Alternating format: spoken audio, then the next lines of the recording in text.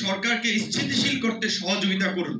আপনারা সেই আহ্বানে সাড়া দিয়ে আজকে এই প্রেস ক্লাবের অভ্যন্তরে আপনাদের এই দাবিটি তুলে ধরেছেন এবং আপনাদের দাবি অত্যন্ত যৌক্তিক, ন্যায়সঙ্গত। এই বৈষম্য নিরসন করার জন্যই আমরা এই আন্দোলন করেছি এবং আমরা চাই ছাত্র জনতা নাগরিকদের রক্ত, ত্যাগ এবং সংগ্রামের মধ্যে দিয়ে আমরা যে বাংলাদেশ পেয়েছি সেই বাংলাদেশ নতুন ভাবে পরিচালিত হবে, সেই বাংলাদেশ নতুন ভাবে গড়ে উঠবে, সেই বাংলাদেশ পুরনো সংবিধান, পুরনো আইন, পুরনো বেতন কাঠামো দিয়ে চলবে না। আমরা পরিষ্কারভাবেই বলেছি আমরা নতুন সংবিধান রচনা করতে চাই, আমরা উপনিবেশিক আইনগুলো বাতিল করতে চাই, উপনিবেশিক প্রথাগুলো আমরা বাতিল করতে চাই। এখানে হাস্যকর এটা যে একজন আপনার এই টিফিন ভাতা 200 টাকা, একটা ধরেন এখন টিফিন মানে কি আপনার একটু হালকা নাস্তা খাওয়া, তাহলে একটা স্যান্ডউইচ কিনতে গেলেও 40 টাকা লাগে, তাহলে এটা তো এক সপ্তাহও নাস্তার টাকা না। তাহলে এই যে সেই মানদাতার আমলে রেখে গিয়েছেন আর এটা পরিবর্তন করে নাই। আর আমাদের আরেকটা দুর্ভাগ্য হচ্ছে আমাদের যে কোনো অফিসে, আদালতে, প্রতিষ্ঠানে যারা উচ্চ পর্যায়ে থাকে তারা শুধু নিজের সুযোগ সুবিধাটাই দেখে। রুমে একটা গদিওয়ালা চেয়ার লাগবে, একটা এসি থাকবে, বাথরুমের মধ্যে 3টা টাওয়াল থাকবে, বিভিন্ন ধরনের সুগন্ধি থাকবে, আর যারা কাজ করে তারা যে ভাত খাইতে পারতেছে না ঠিকঠাক মতো, একটা ভালো পোশাক পরে আসতে পারতেছে না সচিবালয় কিংবা তার প্রতিষ্ঠানে, সেই দিকে আসলে তাদের নজর নাই। বিভিন্ন সংগঠনের অ্যাসোসিয়েশন আছে, ধরেন পুলিশ সার্ভিস অ্যাসোসিয়েশন আছে, আপনারা দেখছেন গত কয়েক বছর তাদের বক্তব্য বিবৃতি রাজনৈতিক নেতাদের মতো ছিল। এটা কেন করেছে? স্বরাষ্ট্রমন্ত্রীকে বোঝানোর জন্য যে আমরা সরকারের পাশে আছি, বিরোধী দল সাইজ করার জন্য আমরা আছি। কাজেই সরকার তখন ভাবে যে পুলিশ সুপার, এসপি, ডিসি এই উচ্চ পদস্থ কর্মকর্তারা থাকলে এসআই কনস্টেবল দিয়ে আমার কি দরকার। ঠিক একইভাবে সরকার মনে করে মন্ত্রণালয়ের সচিবরা থাকলে আর বাকিদের আমার কি দরকার। কিন্তু এই যে আপনারা বঞ্চিত হয়েছেন এইভাবে প্রত্যেকটা শ্রেণীতে, প্রত্যেকটা অফিস আদালতে বঞ্চিত হয়েছে। আমি কি বলেছি আপনাদের এই প্রোগ্রামে আসার আগে আমি আরো একাধিক প্রোগ্রামে, টেলিভিশনের টক শোতে বলেছি যে আমরা বর্তমানে বা অনেকদিন ধরে সব মহলের যে কনসার্নটা ছিল যে বাংলাদেশে সমাজের প্রতিটা সেক্টরে দুর্নীতি হয়ে গেছে, দুর্নীতি সমাজকে গ্রাস করেছে। কাজে দুর্নীতি রোধ করা না গেলে, দুর্নীতি মুক্ত করা না গেলে সুশাসন কিংবা সুন্দর বাংলাদেশ বিনির্মাণ করা সম্ভব না। তাহলে একজন মানুষের 15,000 টাকা বেতন দিয়া কিভাবে আপনি বলবেন যে তারে সৎভাবে চাকরি করতে? আমি ব্যক্তিগত আমার নর্মাল সেন্স থেকে আমি বলেছি ন্যূনতম বেতন সর্বনিম্ন স্কেল হওয়া উচিত 20,000 টাকা। এখানে তো বেতনের স্কেল 8,200 টাকা, সব মিলিয়ে ভাতা ভাতা মিলে হচ্ছে 15,000 টাকা।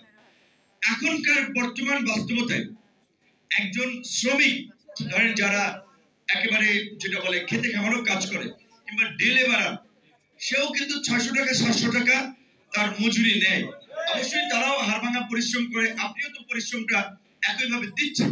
তাহলে আপনার যে মানে এটা তো আমাদের স্বীকার করতে হবে, বাংলাদেশের আর্থ সামাজিক প্রেক্ষাপটে মানুষ মনে করে আপনি এক সরকারি চাকরি করেন।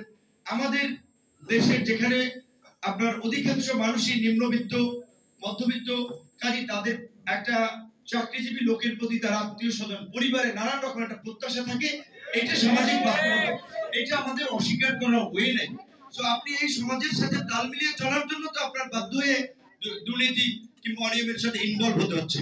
অবশ্যই আশা করি যে সরকার, বিশেষ করে এই সরকার পলিটিক্যাল সরকার না, কাজেই তাদের পলিটিশিয়ানদের মতো ধান্দাবাজির চিন্তা ভাবনা নাই। প্রথম আমি যেটা বিশ্বাস করি যে তারা এই পে স্কেল রিভিউ করে স্ট্যান্ডার্ড একটা নবম পে স্কেল তারা দিবে।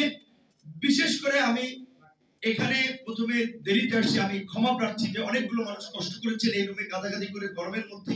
কিন্তু আমি যদি আপনাদেরকে বলি, আসলে আমি জেল থেকে বেরোনোর পর 6 তারিখ আমার দুটো বাচ্চা, তারা দেখা যায় আমি অনেক সময় সকালে মানে বের হই, ঘুমাই, রাতে যে আমি 2টা 3টা 2:30টার দিকে তাদের দেখা পাই না। অনেক তারা সকালবেলা বাবাকে খুঁজে। তো আমি আমার পরিবারকে আসলে সময় দিতে পারছি না।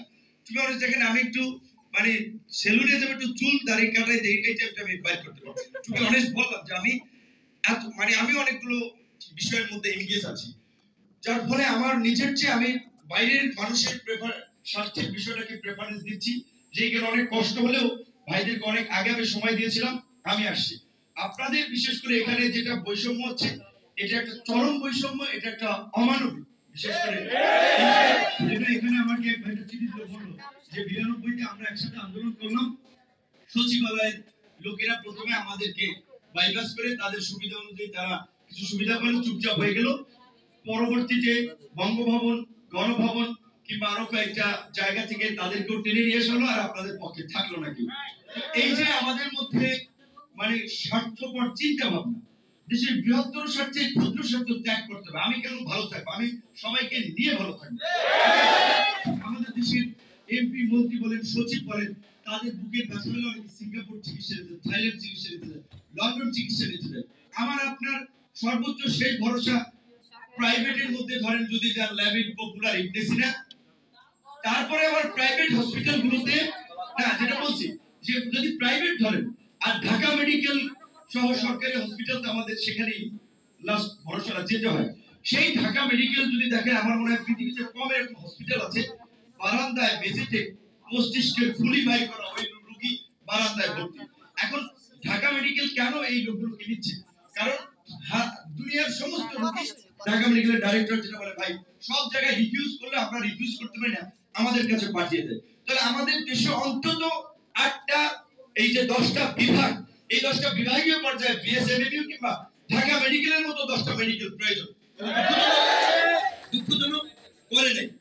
দেখেন এই যে বিএসএমইউ একটা সুপার স্পেশালাইজড হসপিটাল করছে, এটা কোরিয়ান এক্সিম ব্যাংক এবং একটা সংস্থা 1,500 কোটি টাকা বরাদ্দ দিয়েছে যে তোমাদের দেশের মানুষ ভালো চিকিৎসা পাবে। এই যে আমাদের যেটা চোরের খনি আমরা পেয়েছিলাম, এইখানে প্রত্যেকটা সেক্টরে অনিয়ম করেছে এবং ওদের কমিটমেন্ট ছিল আরেকটা হসপিটাল করা, ওরা সরে গেছে, ওরা আর করে নাই। তো নিশ্চয়ই এই যে দুর্নীতি এবং অনিয়ম রন্ধ্রে রন্ধ্রে বসে আছে, এই সরকার যদি আমাদের তাদের, আপনারা যেমন আমাকে এখানে ইনভাইট করেছেন যে আমরা আন্দোলন করেছি, সরকারের সাথে আমাদের একটা সরাসরি যোগাযোগ আছে। আমাদের ছাত্র বন্ধু থেকে শুরু করে আমাদের শুভাকাঙ্ক্ষী যারা পরিচিত খুব ক্লোজলি ছিল, তাদেরকে আমরা সরকারে পাঠিয়েছি আমাদের চিন্তা ভাবনার প্রতিফলন বা বাস্তবায়ন করার জন্য।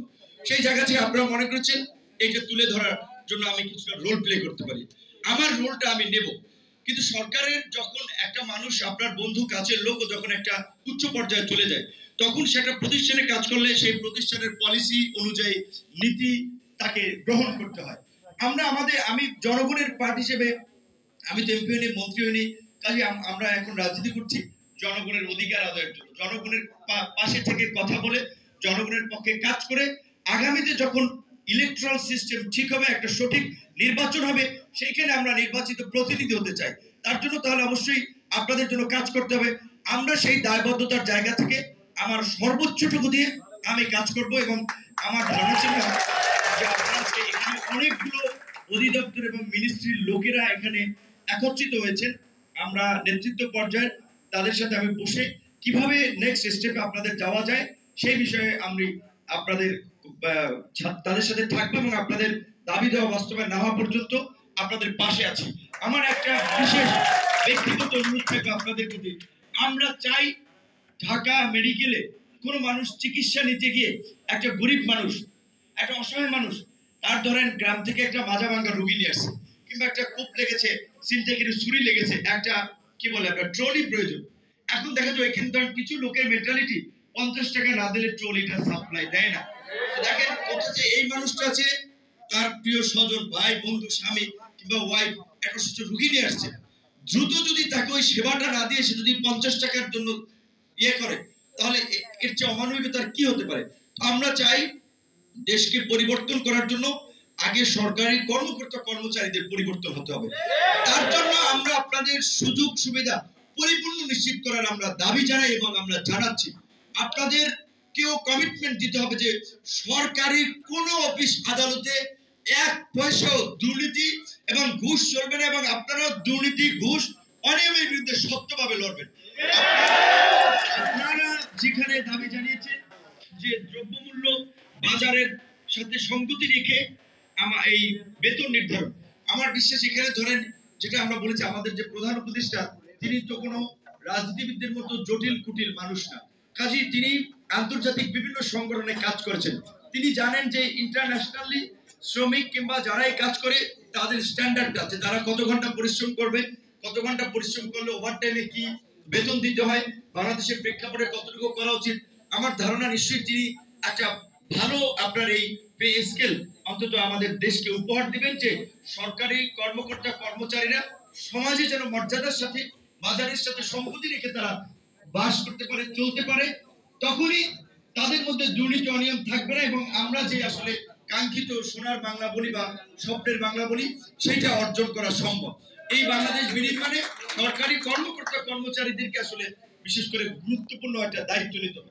পাশাপাশি আমি যেটা বলেছি, আমরা তো রাজনীতি করার সুবাদে শুধুমাত্র একটা বিষয় নিয়ে কথা বলি না, আরেকটা বিষয় জানেন কিনা আমি জানি না, আপনারা দেখেন যে সাংবাদিকরা ভালো ভালো প্রধানমন্ত্রীর প্রেস সেক্রেটারি ছিলেন, বিগত প্রধানমন্ত্রী, তার হাউসেও কিন্তু সাংবাদিকরা অনেকে বেতন পেত না। সো এই জন্য আমরা বলছি যে আমাদের এই রাষ্ট্রের আপনার বলে বিচার বিভাগ, নির্বাহী বিভাগ, আইন বিভাগ, রাষ্ট্রের ফোর্থ স্টেট বা চতুর্থ স্তম্ভ বলা হয় গণমাধ্যমকে। এই গণমাধ্যম কর্মীর একটা ওয়াচডগ হিসেবে ভূমিকা পালন করবে, সমাজের অনিয়ম অসঙ্গতি, মানুষের দুঃখ দুর্দশা তুলে ধরতে। দেখা যায় তাদেরও হাউসগুলো অনেক ক্ষেত্রে বেতন দেয় না। যিনি বেতন দিতে পারেন না তার পত্রিকা চালানোর দরকার নেই, টেলিভিশন চালানোর দরকার নেই, অনেকে নিজের ব্যবসা প্রতিষ্ঠান রক্ষার্থে একটা সাইনবোর্ড হিসেবে পত্রিকা খুলে, দোকান খুলে রেখেছেন। পত্রিকা মানুষ পড়ে না, টেলিভিশনে দেখে না, নিজেই গান নিজেই নাচেন, এইরকমের কিছু চ্যানেল এবং পত্র পত্রিকা আছে। আমাদের পরিষ্কার কথা যে সাংবাদিক হিসেবেও যারা কাজ করছে তাদেরকেও স্ট্যান্ডার্ড অনুযায়ী বেতন ভাতা অন্যান্য সুযোগ সুবিধা দিতে হবে। এবং এই আমাদের ছোট ভাই নাহিদ গতকাল রাতে আমাদের কথা হয়েছে, নিশ্চয়ই এই যে যারা বেতন ভাতা দিচ্ছে না, সাংবাদিকদের সাথে বৈষম্য করছে, সেই সমস্ত হাউসগুলোকে নোটিশ দিয়ে তাদের কার্যক্রম বন্ধ করে দেওয়াটাই আমি মনে করি উত্তম সিদ্ধান্ত। কারণ আপনি চালাতে পারছেন না, যারা চালাতে পারছে তারা ফাংশন করুক। তো আপনাদেরকে ধন্যবাদ জানাই। আবারও বিশেষ করে আমি ক্ষমা প্রার্থী, আপনাদের এখানে যথাসময় উপস্থিত হতে পারি নাই, আপনারা ক্ষমা সুন্দর দৃষ্টিতে দেখবেন। এবং আমি কথায় জানি না আপনাদেরকে কতটুকু আশ্বস্ত করতে পেরেছি, কিন্তু আমি এইটুকু আপনাদেরকে বলতে পারি, এইখানে 3টা দাবি বলেছেন, 2টা দাবি আমি মোটামুটি বলছে যে নির্বাহী আদেশে সচিবালয়, হাইকোর্ট, পিএসসি, গণভবন ও বঙ্গভবনের কর্মচারীদের ন্যায় অন্যান্য দপ্তরের কর্মচারীদের পদবি ও বেতন বৈষম্য আগামী 15 দিনের মধ্যে নিরসন করতে হবে। আমরা এই বিষয়ে একমত হই, তো আমি আসছি যে আপনাদের এই অন্যান্য দপ্তরের ন্যায়